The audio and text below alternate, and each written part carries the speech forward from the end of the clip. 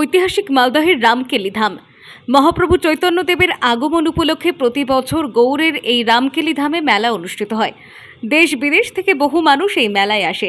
এবারে রামকেলি ধামে 2,55,00,000 টাকা ব্যয়ে একাধিক সৌন্দর্যায়নের কাজের শিলান্যাস হলো।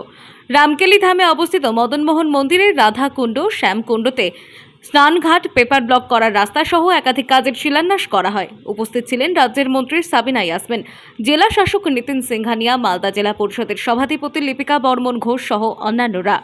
আজকে বাংলার মুখ্যমন্ত্রী শ্রীমতী মমতা ব্যানার্জির আশীর্বাদে আমরা রামকেলি যেখানে মেলা হয় সেখানে মদনমোহন মন্দিরের স্নানঘাট, পেপার ব্লক রাস্তা এবং সৌন্দর্য সহ রাধাকুণ্ড, শ্যামকুণ্ড সৌন্দর্যায়ন সহ বিভিন্ন কাজ এখানে রয়েছে। তো সেটার জন্য 2,55,00,000 টাকা উত্তরবঙ্গ উন্নয়ন দপ্তর থেকে বরাদ্দ করা হয়েছিল। তো আমাদের সভাধিপতি ম্যাডাম এবং ডিএম সাহেব ওনারা এটা আমার নজরে এনেছিলেন এবং আজকে আমরা সেই কাজটার শুভ সূচনা করতে পারলাম। এর জন্য আমরা নিজেদেরকে খুব ধন্য মনে করছি, যেটা একটা খুব ভালো কাজ। এবং রামকেলি মেলা আমাদের কাছে একটা খুব হিস্ট্রি, এখানে প্রচুর লোক আসে এবং এই কাজগুলো যদি করতে পারি তাহলে বাইরে থেকে যারা আসবে পুণ্যার্থীরা তাদের খুব সুবিধা হবে।